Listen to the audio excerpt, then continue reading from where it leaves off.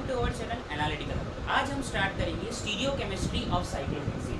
चलिए स्टार्ट करें। देखिए, साइक्लोहेक्सेन को हम जनरली 4 पार्ट्स में या 4 स्ट्रक्चर में स्टडी करेंगे। सबसे पहला स्ट्रक्चर होगा बोट फॉर्म, ठीक है। नेक्स्ट है चेयर फॉर्म, नेक्स्ट है चेयर फॉर्म। फिर उसके बाद आता है ट्विस्ट बोट, ट्विस्ट बोट, और एक लास्ट है हाफ चेयर। इस तरह से तो ये हम सारे स्ट्रक्चर को स्टडी करेंगे बारी बारी से। देखिए, सबसे पहला फॉर्म है हमारे पास बोट फॉर्म। तो बोट फॉर्म किस तरह से बनाते हैं हम?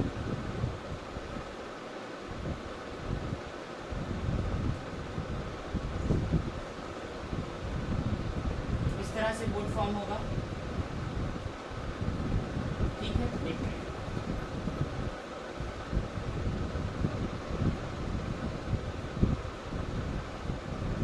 यहाँ हाइड्रोजन, तो ये है बोट फॉर्म, ठीक है। स्ट्रक्चर थोड़ा आड़ा टेढ़ा है पर लेकिन यही बोट फॉर्म। फिर उसके बाद आता है चेयर फॉर्म, जो मोस्ट स्टेबल स्ट्रक्चर है साइक्लोहेक्सेन का, जो कि एक मोस्ट स्टेबल स्ट्रक्चर है।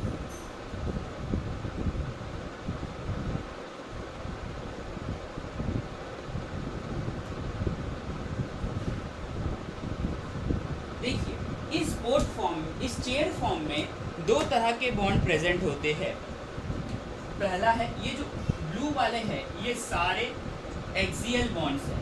ये जो ब्लू वाले हैं ये सारे एक्सियल बॉन्ड्स कहे जाएंगे, ठीक। और ये जो मैं रेड बनाऊंगा अभी, वो इक्विटोरियल बॉन्ड्स पे आएगा। ये हाइड्रोजन, एक्सियल हाइड्रोजन, और ये इक्विटोरियल हाइड्रोजन।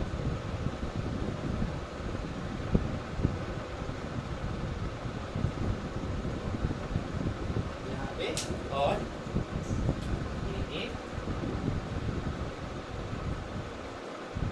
इस तरह से आपके ये बॉन्ड्स, इसे भी नोट करेंगे आप, ठीक। ये है हमारा चेयर फॉर्म। अब है हमारे पास ट्विस्ट बोट कन्फर्मर की बात करते हैं। ट्विस्ट बोट कन्फर्मर, तो देखिए ट्विस्ट बोट कन्फर्मर किस तरह से होगा?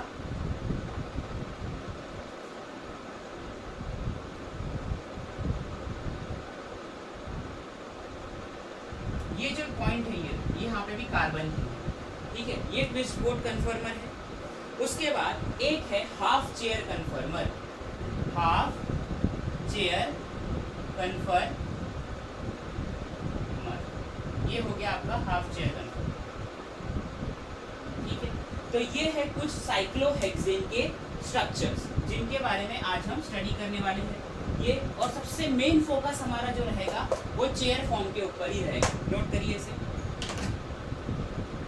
फिर हम देखेंगे ऑर्डर ऑफ स्टेबिलिटी। तो सबसे ज्यादा स्टेबल होता है चेयर फॉर्म, चेयर फॉर्म सबसे ज्यादा स्टेबल होता है। उसके बाद ट्विस्ट बोट, उसके बाद ट्विस्ट बोट फॉर्म सबसे स्टेबल होता है। उसके बाद बोट, और आखिर में हाफ चेयर। हाफ चेयर सबसे अनस्टेबल कन्फर्मर है साइक्लोहेक्सेन का, नोट करें इसे।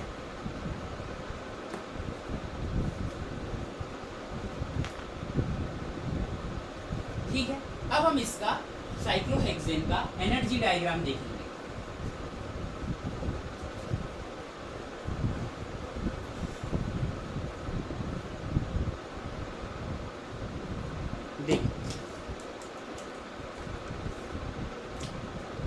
इस साइक्लोहेक्सेन का एनर्जी डायग्राम,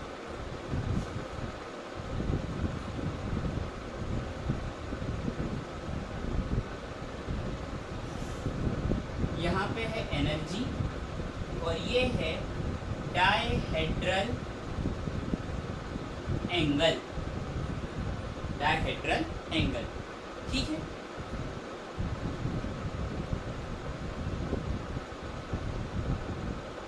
ये हो गया। उसके बाद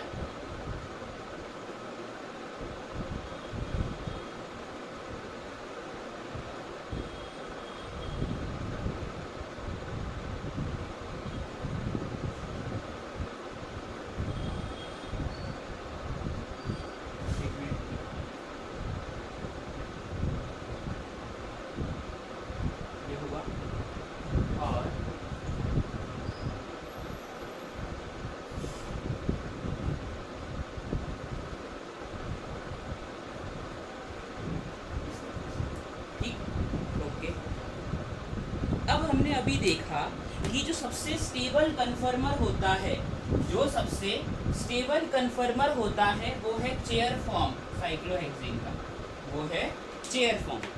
तो ठीक है, यहाँ पे और यहाँ पे मैं चेयर फॉर्म बना देता हूँ।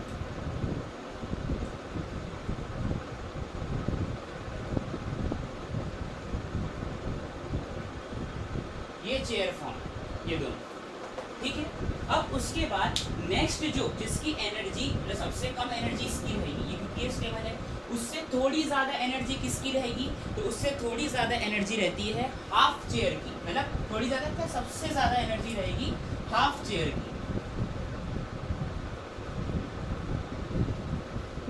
ये हाफ चेयर, और यहाँ पे भी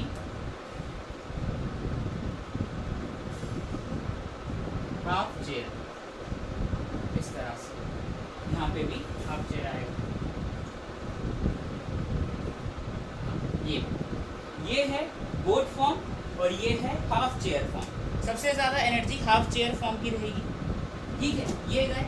फिर जो सेकंड नंबर पे जिसकी थोड़ी ज़्यादा एनर्जी होगी वो होता है ट्विस्ट बोट, वो होगा ट्विस्ट बोट।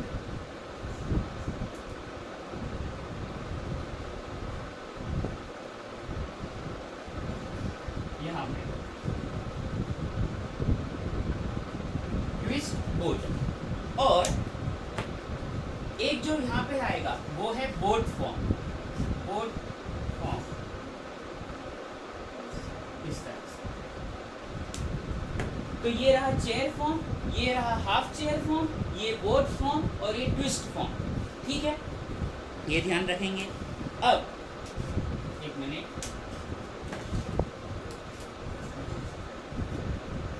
और कहाँ पे छूट रहा तो नहीं है कुछ, नहीं, ठीक।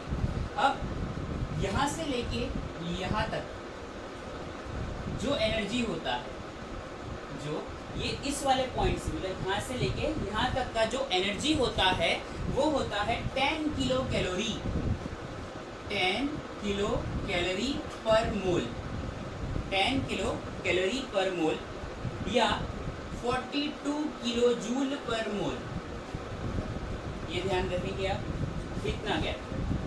फिर यहाँ से यहाँ तक का,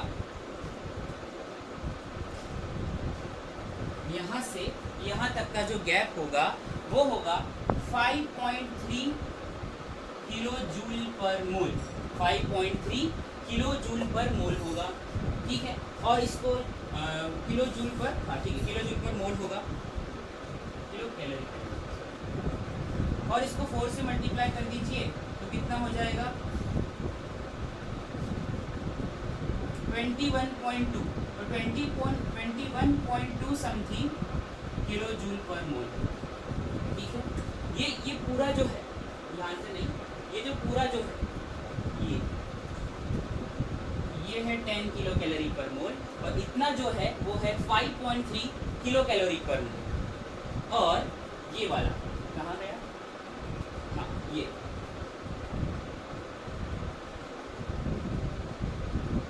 ये जो होता है इसका जो एनर्जी होता है वो है 6.9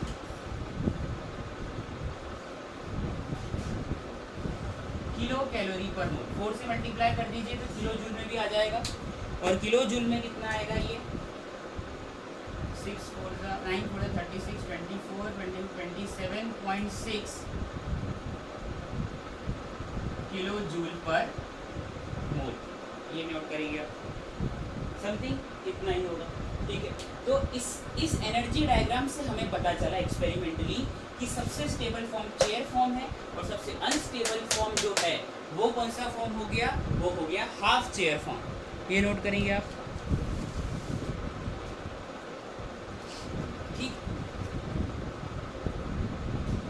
अब हम देखेंगे एक्सियल और इक्विटोरियल बॉन्ड्स, एक्सियल और इक्विटोरियल बॉन्ड्स साइक्लोहेक्सेन के अंदर।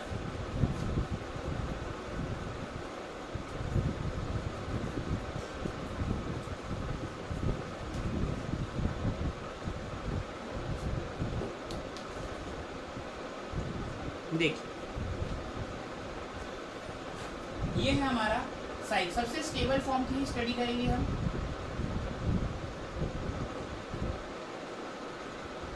देखिए सबसे स्टेबल फॉर्म जो है हमारा वो है ये स्टेबल फॉर्म का नाम क्या था, चेयर फॉर्म। तो चेयर फॉर्म सबसे ज़्यादा स्टेबल है। इसमें दो तरह के हाइड्रोजन प्रेजेंट होते हैं, एक्सियल, इक्वेटोरियल।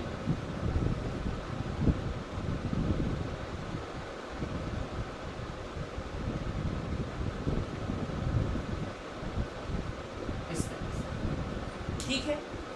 जब ये स्ट्रक्चर रूम टेम्परेचर पे हम इसकी एनएमआर स्टडी करेंगे, रूम टेम्परेचर पर जब इस साइक्लोहेक्सेन की हम स्टडी करेंगे, एनएमआर स्टडी,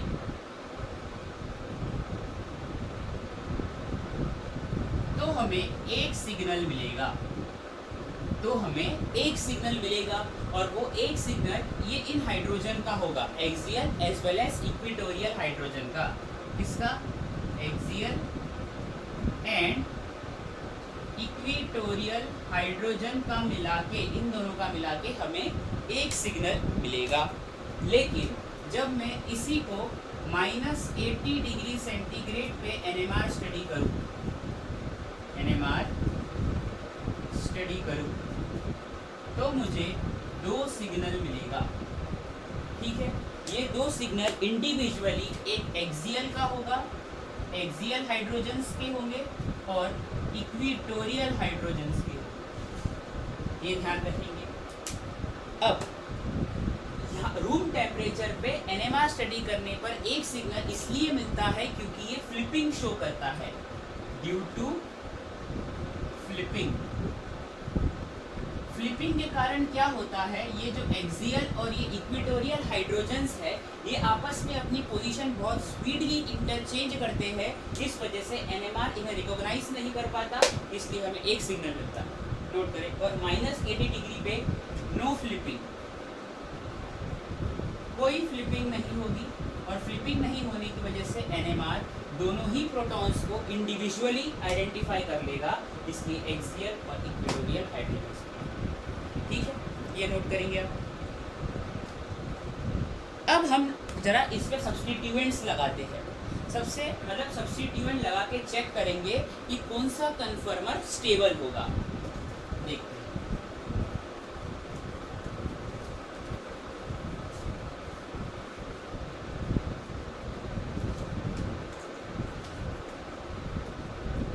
देखिए मेरे पास एक कंपाउंड है जो है मिथाइल साइक्लोहेक्सेन। ये कंपाउंड है मेरे पास। देखिए मिथाइल साइक्लोहेक्सेन दो तरह से हम बना सकते हैं। एक बार मिथाइल एक्सियल पर हो, और एक बार मिथाइल इक्वेटोरियल पर हो। ये दो तरह से हम मिथाइल साइक्लोहेक्सेन बना सकते हैं। लेकिन सबसे पहले इसका नाम है, ये एक्सियल कन्फर्मर है, और ये इक्वेटोरियल कन्फर्मर है। ये सबको जानते हैं।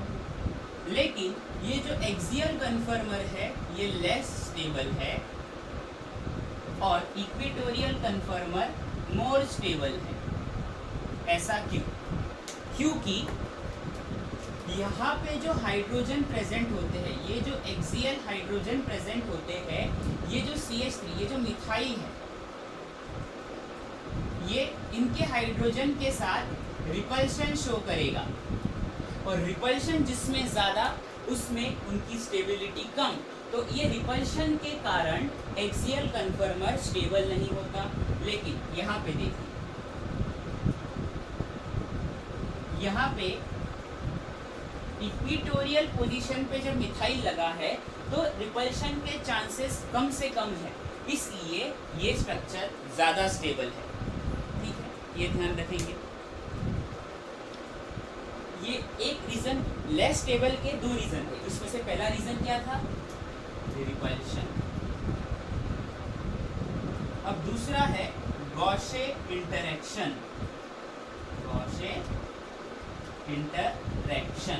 ये गॉसियन इंटरेक्शन क्या होता है मैं अभी सब रब करके आपको बताता हूँ।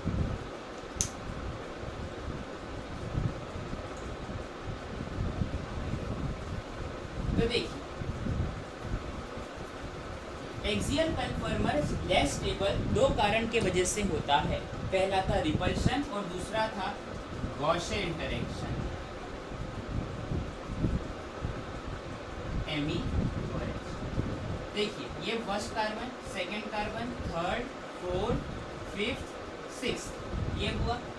यहाँ पे लगा है हाइड्रोजन, यहाँ भी लगा है हाइड्रोजन, इस तरह से ये लगे हैं। गॉसियन इंटरेक्शन देखेंगे हम।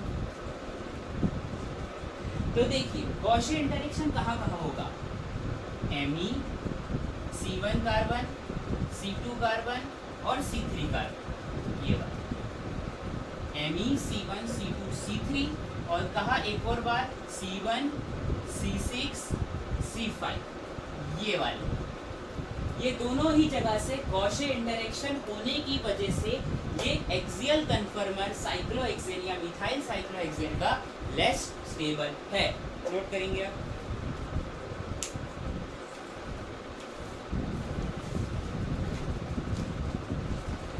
ठीक है, अब ये गॉसियन इंटरेक्शन को हम और अच्छे से स्टडी करते हैं। देखिए ये रिपल्शन क्यों हो रहा है और किस वजह से हो रहा है ये देखेंगे। अब हम इसका न्यूमैन प्रोजेक्शन फॉर्म बनाएंगे। देखिए किस तरह से होगा।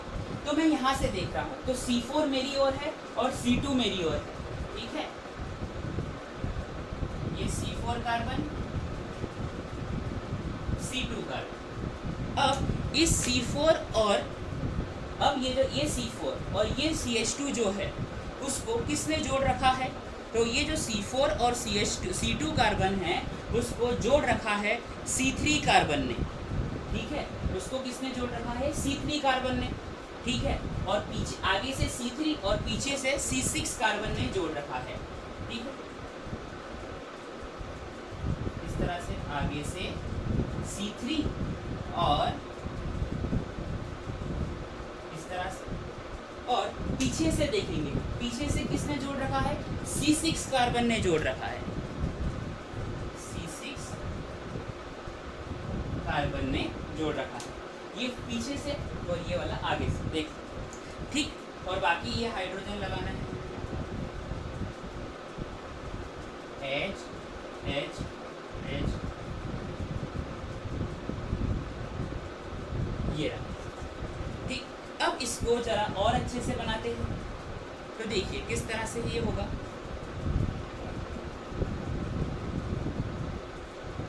ये हो गया, ठीक है। यहाँ पे सेम एज इट इज कहानी है। ये बन जरा मैंने इसको रिंग फॉर्म में कन्वर्ट कर दिया। जैसे ही मैंने रिंग फॉर्म में कन्वर्ट करा और यहाँ मेरा एमी लगा, यहाँ एमी लगा हुआ, ठीक। अब देखिए ये कार्बन इससे एक हाइड्रोजन जुड़ा है, यहाँ एमी है, बाकी सारे हाइड्रोजन। तो देखिए जब मैंने इस तरह का कन्फर्मर बनाया, एक्सियल कन्फर्मर बनाया, तो यहाँ पे H और मिथाइल के हाइड्रोजन्स में रिपल्शन होने के कारण ये लेस स्टेबल हुआ। अब मैं इसी को मैं इक्विटोरियल में बना के दिखाऊंगा। इक्विटोरियल में क्या होगा, तो देखिए अब अगर ये इक्विटोरियल मिथाइल होता, अब अगर ये इक्विटोरियल मिथाइल होता तो ठीक है, तो गॉसियन इंटरेक्शन की बात ही खत्म हो जाती। गॉसियन इंटरेक्शन की बात ही खत्म हो जाती। ये एमी सॉरी ये H और ये एमी यहाँ आ जाता और ये गॉसियन इंटरेक्शन नहीं होता, इस तरह से, ठीक है। अब जब मैं इसका न्यूमैन बनाऊंगा, अब जब मैं इसका न्यूमैन बनाता हूँ C4 और C2 के बीच में बॉन्ड बनाता हूँ, C4 और C2 कौन जोड़ा है इसे, C3 जोड़ा है फ्रंट से, और बैक से कौन जोड़ा है इसे, C2 जोड़ा है, सॉरी फ्रंट से C2 जोड़ा है और बैक से C6 से जोड़ा है, C6 और C3, ठीक है। ये हो गया। और बाकी जगह पहले एक्सियल पे था, अब इक्विटोरियल पर है, इस तरह।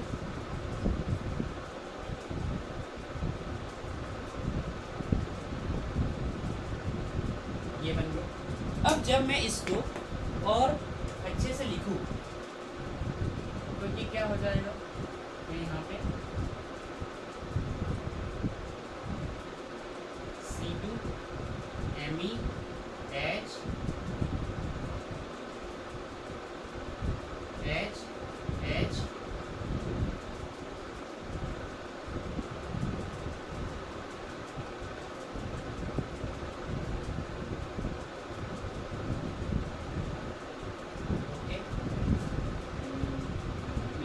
और यह हाइड्रोजन। अब ये देखिए यहाँ पे हाइड्रोजन है, यहाँ पे हाइड्रोजन है, तो किसी तरह का रिपल्शन ही नहीं है। इस वजह से मिथाइल, ये जो इक्विटोरियल वाला होगा, यानी जो इक्विटोरियल कन्फर्मर होगा वो ज़्यादा स्टेबल होगा। ये नोट करेंगे आप, ठीक है।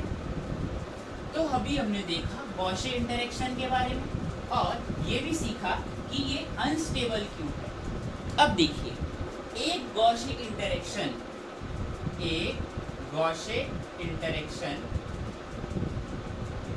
अगर एक बार गॉसे इंटरेक्शन होता है जो, तो स्ट्रक्चर जो होता है वो 0.9 किलो कैलोरी पर मोल से अनस्टेबल हो जाता है। मैंने ये कहा कि एक बार अगर गॉसे इंटरेक्शन हुआ तो जो स्ट्रक्चर होगा वो 0.9 किलो कैलोरी से अनस्टेबल हो जाएगा। और अगर दो गॉसे इंटरेक्शन हो गए, गॉसे इंटरेक्शन है, तो फिर 1.8 किलो कैलोरी पर मोल से स्ट्रक्चर अनस्टेबल हो जाएगा। ये ध्यान रखेंगे। तो इसका मतलब ये हुआ कि एक्सियल कन्फर्मर के अंदर जो दो गॉसे इंटरेक्शन कितनी एनर्जी लगा रहे हैं या कितनी एनर्जी के कारण वो अनस्टेबल हो रहा है, 1.8 किलो कैलोरी पर मोल के कारण, ठीक है। अब आगे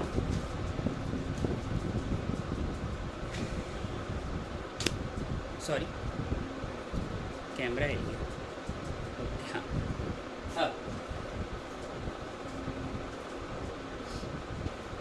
अब हम देखते हैं कि हाँ, आपके पास इस तरह का चेयर फॉर्म दिया और कोई बल्कि ग्रुप लगा हो।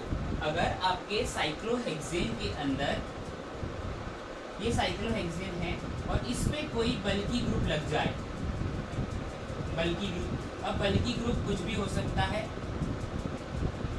जैसे इस तरह से हो जाए या फिर ये हो जाए या फिर कोई बड़ा सा ग्रुप लग जाए एक्सेट्रा। तो ये जो बल्कि ग्रुप है ये हमेशा इक्विटोरियल पोजीशन पे लगेंगे। बल्कि ग्रुप हमेशा इक्विटोरियल पोजीशन पे लगेंगे, ये याद रखना। क्यों ये इक्विटोरियल पोजीशन पे लगा, तो देखते हैं। ये इक्विटोरियल पोजीशन पे है और एक बार मैंने इसे एक्सियल पोजीशन पे लगाया, ठीक है, एक्सियल पोजीशन पे लगाया। तो एक्सियल पोजीशन पे आने के कारण, ये रिपल्शन के कारण पूरा कन्फर्मर अनस्टेबल हो जाएगा।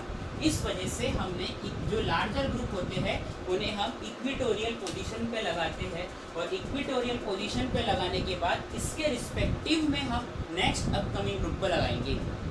ध्यान रखेंगे इसमें।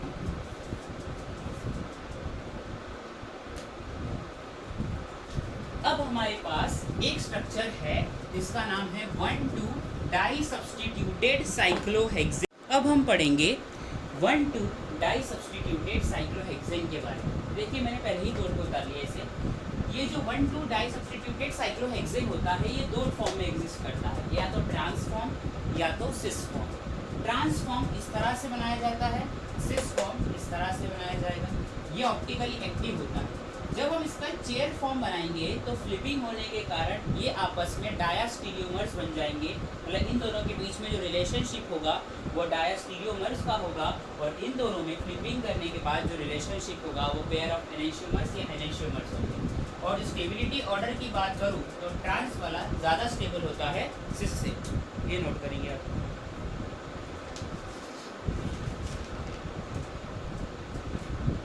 अब अगर जो सब्स्टिट्यूएंट है अगर सेम ना होकर डिफरेंट हो जाए, डिफरेंट सब्स्टिट्यूएंट से, मान लीजिए x लगा, x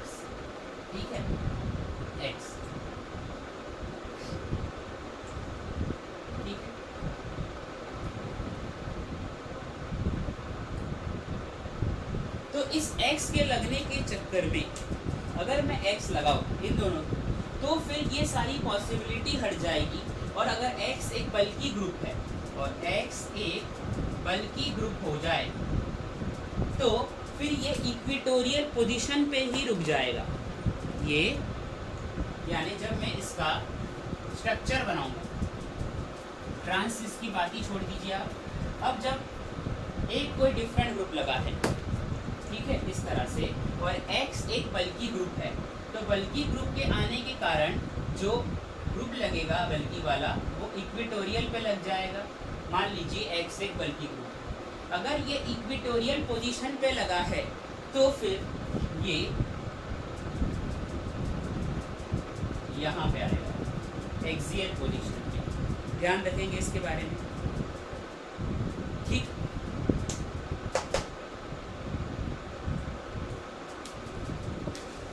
और भी है इसमें, अगर 1,3 डाई सब्सटीट्यूटेड हो जाए, अगर 1,3 डाई सब्सटीट्यूटेड है,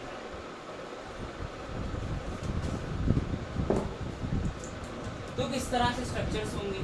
तो देखिए 1,3 डाई सब्सटीट्यूटेड के अंदर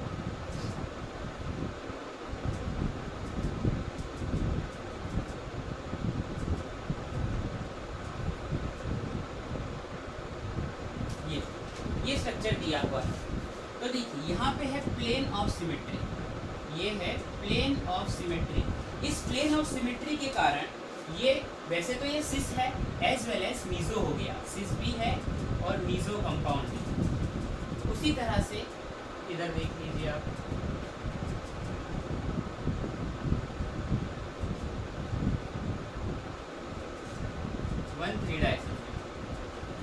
अब देखिए प्लेन जो है वो इधर से है, ये प्लेन के कारण ये एम इसको रिफ्लेक्ट कर रहा है, ये एच इसे रिफ्लेक्ट कर रहा है, इस वजह से ये भी मीजो हो गया, ठीक है। और ये जो मीजो है ये सारे ऑप्टिकली इनएक्टिव हो गए।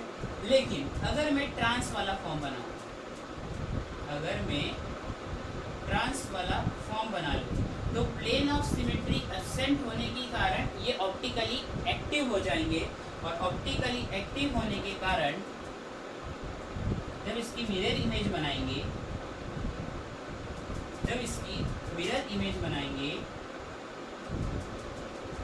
तो जो मिलेगा वो होगा पेयर ऑफ एनेंशियोमर्स।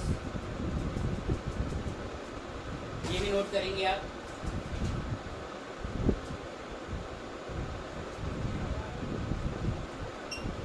और इसमें 1,3 डाई सब्स्टिट्यूटेड में ट्रांस लेस स्टेबल होता है सिस फॉर्म से, ट्रांस लेस स्टेबल होगा सिस फॉर्म से, ये ध्यान रखिए। अब अगर 1,4 डाई सब्स्टिट्यूटेड की बात करें, 1,4 की बात करें, तो देखिए इस केस में मॉलिक्यूल एक कायरल ही रहेगा। देखिए 1,4 ये है, यहाँ पे कोई ग्रुप जुड़ा है Me, और यहाँ पे कोई ग्रुप जुड़ा है X, ये रही प्लेन ऑफ सिमेट्री, मॉलिक्यूल एक कायरल। अब X सेम भी हो सकता है और डिफरेंट भी हो सकता है, लेकिन प्लेन ऑफ सिमेट्री होने के कारण ये एक कायरल होगा। ध्यान रखिएगा इसके बारे में। अब अगर इस तरह से आ जाए, Me हो, Me हो, यहाँ पे प्लेन ऑफ सिमेट्री और सेंटर ऑफ सिमेट्री दोनों हैं, इसलिए ये एक आयरन। यहाँ देखिए Me, Me, यहाँ पे भी प्लेन ऑफ सिमेट्री है, इसलिए ये एक आयरन है। ठीक, ये भी नोट कर लीजिए।